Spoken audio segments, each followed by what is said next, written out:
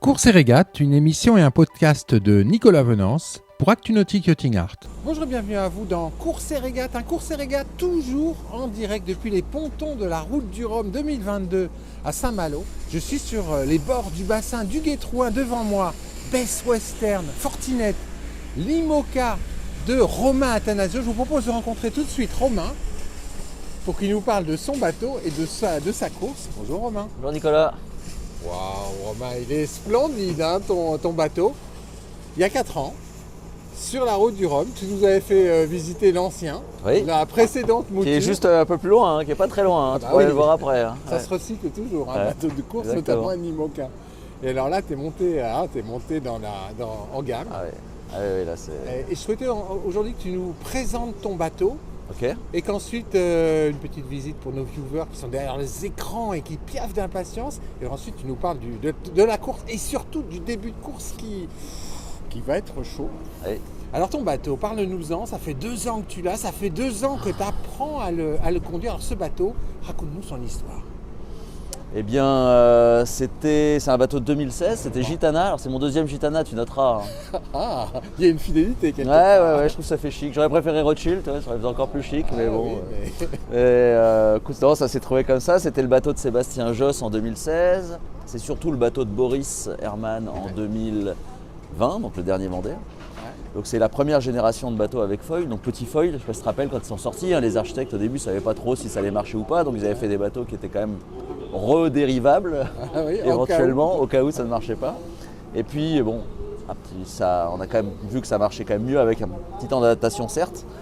Et Boris l'a refoilé au départ du Vendée. Tu peux aller Quentin, parce que j'ai l'équipe qui travaille aussi en même temps. Hein. Pardon. Et qu'il a refoilé, renforcé parce qu'en fait il y a tellement de chocs. En fait le bateau maintenant les chocs sont plus. Avant on faisait des étraves solides. Ouais. Maintenant c'est plus l'étrave qui doit être solide, c'est le fond de coque parce que la mer elle vient taper sous la quille. Donc il l'a renforcé par l'extérieur, je crois qu'il y a eu 15 personnes en 2-8 pendant 3 mois quoi. Ah, quand même. Ouais. Et puis donc ces nouveaux foils qui sont beaucoup plus grands, qui sont quasiment à la taille maximum. Ouais. Voilà, donc c'est un bateau qui est. C'est un avion. C'est un bateau, c'est un avion. Ah oui, toi qui n'avais pas de foiler avant, ça a fait quoi de passer d'un traditionnel à un foiler en tant que skipper? Parce que c'est pas les mêmes réflexes, non. C'est pas non plus tout à fait la même stabilité une fois décollé l'engin. Hein. Non, puis c'est pas la même façon de naviguer, il faut réapprendre plein de choses, mais c'est tellement grisant. La première sortie qu'on a faite avec le bateau, en fait c'est l'équipe de Boris qui nous l'a mis en main. Un bateau comme ça, dans le chantier, quand on te le donne démonté, tu mets des mois à comprendre comment tout marche. Ouais. Tu verras tout à l'heure le piano à quoi ça ressemble par exemple. Ouais. Y a des capteurs de charge partout parce que le problème des foilers maintenant c'est que ça fait que monter sur ces foils mais ça agite pas beaucoup. Donc en fait ça prend énormément de charge. Donc on doit savoir les tensions pour éviter d'aller au clash. On a un écran avec toutes les tensions et donc au début il faut comprendre comment ça marche. Quoi. Donc il y a des capteurs dans le bout du bout dehors, dans le J2, dans les tirants d'outrigger, dans les 2 winches à l'arrière qui sont donc pour l'écoute de la voile d'avant ou la bastac. Ensuite il y a de la fibre optique dans les foils qui permet de contrôler la flexion. Il y a des capteurs pour contrôler l'extension du foil. Bon, puis après, il y a tout ce qui est pilote, bascule de mât, tout ça. Donc non, ça fait quand même beaucoup de choses à savoir, à comprendre. Il y a des alarmes à peu près sur tout, justement pour éviter de dépasser les limites. Et puis voilà, il faut prendre tout ça en main. Donc la première navigation qu'on avait faite, c'était dans le tout petit temps, au mois de mai l'année dernière. Et la deuxième, je ne sais pas si vous vous rappelez de cette vidéo, on a fait une vidéo où le bateau il vole pendant 5 minutes, 10 minutes même, ça ne s'arrêtait pas. Et bah ça c'était le deuxième jour. Et c'est vrai qu'on était avec. On était avec Stu, le boat captain de Boris, et qui nous a fait toute la mise en main du bateau. Et avec Seb ce jour-là, avec Sébastien Marcet, avec qui j'ai fait la Jacques Vabre l'année dernière, et qui fait cette course-là, et qui va faire le Vendée Globe, on a halluciné quand on s'est dit mais ah ouais d'accord, là c'est quand même dingue quoi. Alors au début c'est très impressionnant.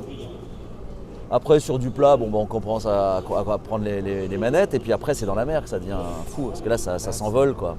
Au début c'est impressionnant, on est un peu. Avec les premières navigations on se disait on n'y arrivera pas quoi. Ouais. Puis en fait on s'habitue. Et ça doit être dingue quand même de décoller dans la vague. C'est surtout dans le noir, parce qu'en fait dans le noir t'as moins de repères visuels. Du coup, des fois quand le bateau il retombe, on a l'impression que c'est comme dans l'ascenseur, c'est quand t'as le cœur qui remonte là, ça fait exactement pareil. Ouais, c'est la même violence en fait. Ah ouais, donc faut s'y faire. Là ça tape énormément, Je parlais de ça avec Jean-Luc Nélias il n'y a pas longtemps, qui est quand même un grand spécialiste du multicoque et maintenant qui travaille avec Charlie Dalin. Il me disait mais c'est n'importe quoi, c'est pas possible de faire ça quoi. Donc moi je navigue avec un casque, Et depuis, c'est beaucoup moins brutal parce que bon, on se cogne partout en fait. Avec un casque, au moins, c'est pas mal. C'est pas mal. Voilà. On va monter à bord. Allez, on y va. nous, là. J'y vais ou t'y vas? Ah, vas-y d'abord. Allez, j'y vais d'abord. Moi, je te suis. Bon, t'as vu, pareil, pour monter à bord de ces bateaux, il faut quand même un parabattage de 5 mètres de long. C'est pas mal. Voilà, et qui sert aussi de passerelle. C'est bien ça. Ouais. C'est stable. C'est confortable. Alors, en termes de logistique parabattage, c'est une mission, ouais. Ouais, c'est un sacré boulot. Alors, on commence peut-être par l'avant. Si tu veux. Alors, parle-nous de l'architecte, du plan de pont et de la conception de ce bateau. La conception, c'est un bateau. Ça va, Valentin? Ouais.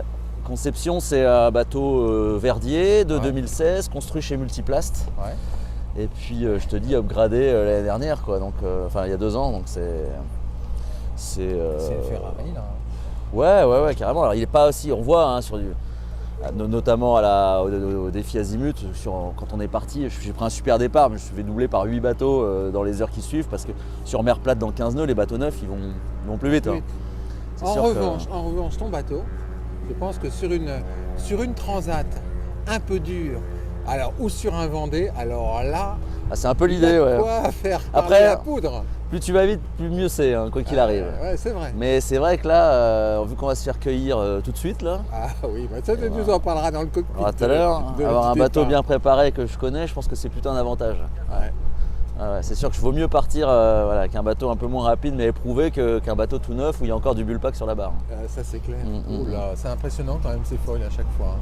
On peut régler le rec seulement sur ces foils, c'est-à-dire il y a une cale haute, regarde si tu regardes ici là. Il y a une cale haute et une cale basse. La cale haute que tu vois là, il y a un vérin devant, tu vois la tige. Ça permet de faire avancer ou reculer la cale haute. Et ça fait donc avancer ou reculer la pointe du foil. Tu vois la pointe du foil là-bas. En fait, nous, ce qu'on peut régler, on ne peut pas régler le yaw, c'est-à-dire ça. D'accord. On ne peut pas régler la portance du foil comme ça. On peut régler le foil comme ça. Et en faisant avancer la pointe du foil, ça crée de la portance. Et c'est comme ça qu'on règle l'altitude du bateau. L'altitude du bateau. On a 5 degrés, ça c'est la jauge. D'accord. Et c'est un vérin avec une pompe. C'est pas automatique comme sur les bateaux de la Coupe de l'Amérique par exemple. On essaye de limiter un peu. On pourrait tout régler, on pourrait mettre des vérins sur la cale haute, sur la cale basse et régler le bateau vraiment comme on veut, comme un hélicoptère, comme des pales d'hélico en fait, qui se règlent automatiquement en fonction de la vitesse d'avancement de l'hélico. Tu vois. Nous on fait pas ça. On fait on est obligé de régler quand même la portance parce que c'est nécessaire pour gérer l'acier du bateau, mais on essaie de simplifier. Ouais. Bon, c'est un compromis quoi. C'est un compromis. Plus c'est simple, plus c'est quand même adaptable dans toutes conditions de temps et moins ça tombe en panne. Et moins ça tombe en panne. Je voulais pas le dire, mais bon, c'est vrai, c'est logique. Vrai, c'est ça.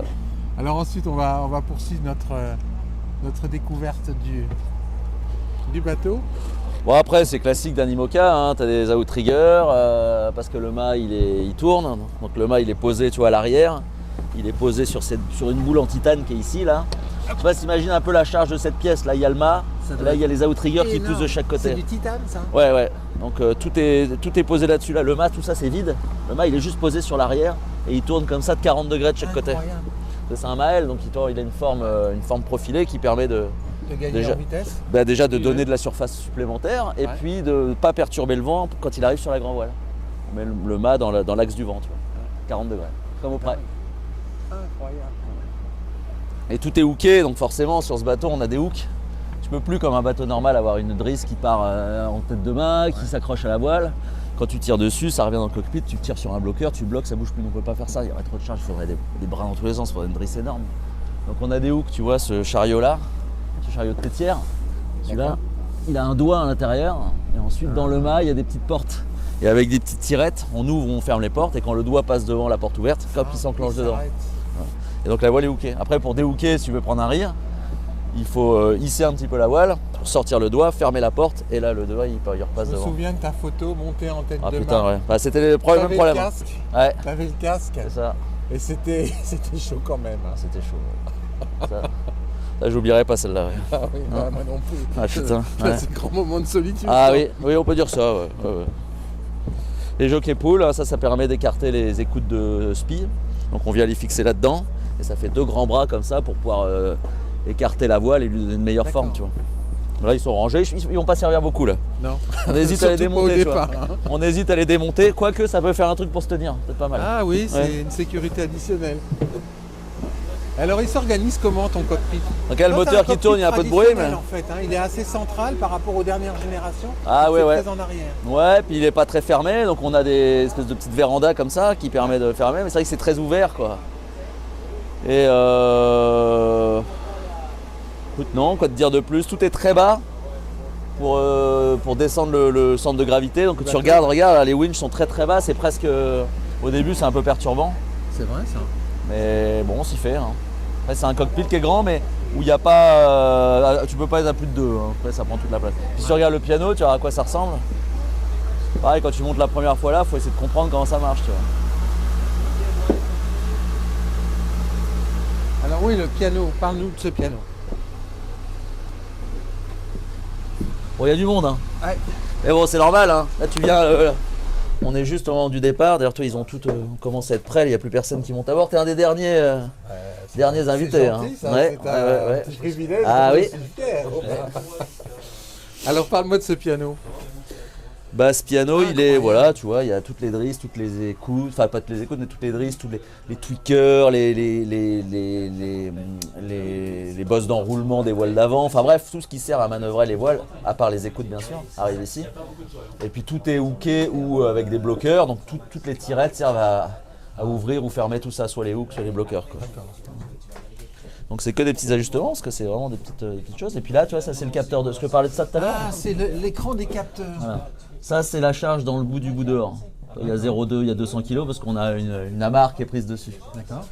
Ensuite, ça, c'est le rec des foils. Donc, on va de moins 0,5 à 4,5. Tu es quasiment requé à fond côté tribord.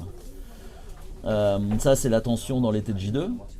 D'accord. Ça, c'est la tension dans les tirants d'outrigger. À peu près 8 tonnes à l'arrêt. On navigue à 12, 13 tonnes. On a une alarme à 17 tonnes. Il paraît que ça casse à 22 tonnes. Bon, je ne saurais pas te dire si c'est vrai. T'as 5 tonnes de marge. Je ne sais pas si c'est vrai du coup. Mais... Ah, il faut pas tester. Alors. Et puis ça c'est l'angle du mât, la rotation du mât, on va jusqu'à 40 degrés. Et puis là c'est la charge dans les deux winches à l'arrière. Donc soit ça dépend sur quel bord il y en a un c'est la bastac et l'autre c'est l'écoute.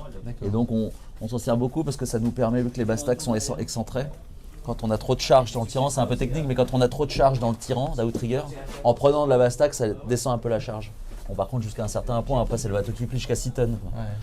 Donc on sait qu'on peut aller jusqu'à 6 tonnes de bastac pour réduire la charge de l'outrigger. Puis là quand on arrive à 17 tonnes dans l'outrigger et à 6 tonnes dans la bastac, il faut arrêter. Là. Faut arrêter. Ouais, c'est la limite. Alors à l'intérieur, ça se présente comment? Bon écoute, il rentre par là parce que là il y a, Ouais, il y a du Alan monde. qui est en train de faire la navigation.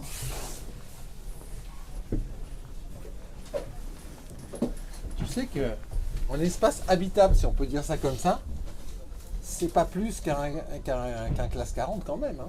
Ah ouais non mais c'est tout petit, c'est sûr, tout le bateau est vide en fait. Vraiment. Ouais, c'est une grande. Souvent on se dit c'est un IMOCA, c'est un grand bateau, mais non c'est tout se passe ici, tout le reste c'est vide. Alors, le matossage, en plus les voiles maintenant elles sont dehors, donc on les matosse tout le temps dehors. Ouais, toute leur dehors. Ouais, c'est trop galère à sortir. C'est trop lourd en fait, sortir de la soute c'est une vraie galère quoi. Et alors t'organises comment toi? T'as des bannettes Ouais. traditionnelles. Des bannettes avec des rideaux.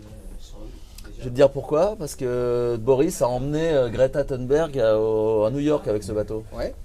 Et alors déjà on pensait qu'elle allait pas tenir une journée, hein. On pensait que c'était tous un coup de com'. Non seulement elle a fait les 11 jours, mais en plus apparemment elle a adoré. Ouais. Et puis il lui avait mis des petits rideaux pour qu'elle soit un peu tranquille, tu vois. Et en fait tout le monde a essayé les rideaux et ils se sont dit que c'est trop bien quoi. Donc moi quand je suis arrivé dans le bateau, j'ai dit qu'est-ce que c'est que ces merdes. On va enlever les rideaux et Boris m'a dit attends, essaye quand même. Je les ai essayés, du coup on les a gardés. Essayer, c'est adopter. Et ouais parce qu'en fait du coup t'as moins de vent, t'as plus chaud, c'est plus noir, t'as pas tous les. Il y a des lumières partout les quand même, ça, lumières, c'est un cockpit d'avion notre affaire là. En fait, c'est un peu comme un avion quand on parle aujourd'hui d'un IMOCA, d'un foiler. Finalement, tu règles à la main. Sauf qu'on est tout seul. Je parlais avec un pilote d'avion et quand ils ont 350 pommes derrière, c'est pas pareil. Quoi. C'est pas pareil. Pas la même Sauf responsabilité. que dans un avion, tu as un ordinateur de vol finalement qui calcule tout. Et que toi, tu fais l'ordinateur de vol, mais à la main. Quelque part. Tu règles tous les paramètres à la main. Peut-être, ouais, c'est vrai. Ouais. Quelque part. Bon après nous ça flotte. Hein. Ça flotte. C'est ce que tu sais, c'est ce que dit Franck Dubos. Il a dit un avion Un bateau qui coule, tu peux nager, hein, mais un avion qui il tombe, tu vas pas t'envoler. Tu hein. vas pas t'en... ça c'est clair. Bon, alors parle-nous maintenant du début de course. Là, parce Ah, ils que sont quand pieds même- nus les gars, vous êtes pieds nus les gars carrément quoi. Putain Léo, ça va? Quel courage, parce qu'il fait Ah. pas chaud, hein, chers Ah amis, putain, aujourd'hui. ils ont tellement tout nettoyé, derrière qu'on va peut-être pas tout salir. Là. Alors, le début de course. Ah, Début de course, début de Chaud. course, ah bah ouais c'est chaud parce que non seulement il y a du vent, mais à la limite c'est pas trop le problème c'est que c'est à Ouessant. Donc en fait il y a 4 ans il y avait vachement de vent aussi, il y avait vachement de mer, c'est pas la question à la limite, mais le problème c'est que c'était 2 jours après, là aujourd'hui c'est à Ouessant quoi, c'est demain soir, c'est à 22h. Donc ça va être dans le rail des cargos, avec 6 mètres de vague d'ouest, une mer du vent de sud qui est quand même assez forte, bon, tous les concurrents assez regroupés. Du courant, énormément de courant à la Pointe-Bretagne. et à quoi 6 mètres de courant, 5-6 mètres Ouais, c'est ça, ouais. Donc de face. le bon routage, par limite pour aller se protéger, nous ferait passer dans le chenal du Four. Mais alors moi je ne vois pas comment on fait du Avec près un- dans le chenal du Four, à tirer des bords. Avec un Aux grandes poney. vignotières, il y a 50 mètres de chaque côté, donc moi je sais pas faire ça. Ouais. S'il y en a qui y arrivent, tant mieux, mais moi j'arriverai pas. Après, passer sous le DST de Ouessant, c'est un peu difficile parce qu'il y a quand même 3 petits ajustements à faire. Il y aura énormément de mer parce que là, il y a le plus de mer quasiment. Ouais. Le front de beurre, on n'en parle même pas. Donc finalement, on s'orienterait vers un nord DST. Nord-est, Voilà. ouais. Voilà. On va voir, on est en train de regarder Et après, ça. tu retires. Et après, après le front, en fait, il faut aller chercher le front. Puis derrière le front, il faut choper l'ouest. Alors, c'est pas très nord-ouest, c'est plutôt ouest derrière le front. Donc voilà, tu as du sud-ouest, tu vas chercher le front. Ça, c'est classique. Hein. C'est classique d'une dépression du mois de novembre en Bretagne, ça c'est Ouais. pas trop. Après, ce qui est moins classique après, c'est qu'il n'y a pas d'alizé. Ouais. C'est ça qui est difficile. Donc en fait, ça fait une route vraiment quasiment sur l'ortho, quoi. C'est-à-dire une route directe. Voilà. Avec quasiment pas de vent arrière. Oh. Donc pas de le vent arrière dans les alizés, là c'est pas là. Donc ça va être un peu chaud quand même le routage là sur cette course. Ouais. Elle va être très technique. Ah oui. T'es prêt? Ouais. Ouais. Ah ouais, Ready? ouais. Tout le bateau est prêt. Regarde, le bateau n'a jamais été aussi prêt. Les gars hier, je suis arrivé, ils étaient en train de lustrer le rail de grand voile, tu vois. Donc quand on Wow. est là, c'est que ça va. Ouais, hein. c'est quand tu fais ça. J'ai Ils vu ont des l'air bateaux. sereins, non? J'ai vu des bateaux, ils en étaient encore au 6 quarts. Ah oui, bon, on l'a vu, on entendait les machines tourner hier. Ouais. Bah oui, il y a des bateaux, ils sont tellement neufs. Certains skippers de bateaux neufs me disaient, j'ai pas encore tout qui marche, quoi. Il y a ça certains marche trucs, demain. ça marche pas, quoi. Ah non, ils les utiliseront pas pour la course. D'accord. Il y a certains systèmes qui marchent pas, quoi. Ah non, c'est pas. Voilà, C'est quoi ton objectif sur cette course Romain? J'en sais rien. On verra. Au début de ces. Non, mais je sais pas. Je disais faire dans les 10, je disais faire le mieux que je peux. Après, quand on voit la météo, maintenant, ça va être d'arriver déjà. Parce que tout le monde n'arrivera pas. Hein. Ouais. Ah bah non, là ça va être. Comment tu qualifierais les conditions du départ? Rugueuse. Rugueuse. Un Rugueuse. départ rugueux. Oui. En tout cas, on te souhaite tout le meilleur pour cette course, Romain. Ah bah merci. Voilà, et puis moi je Ouais. vais vous quitter avec un plan général sur le cockpit de Best Western Fortinet, l'IMOCA Fortinet Best de Western, Romain c'est pas grave. Attanasio. À très bientôt sur Course et Régate.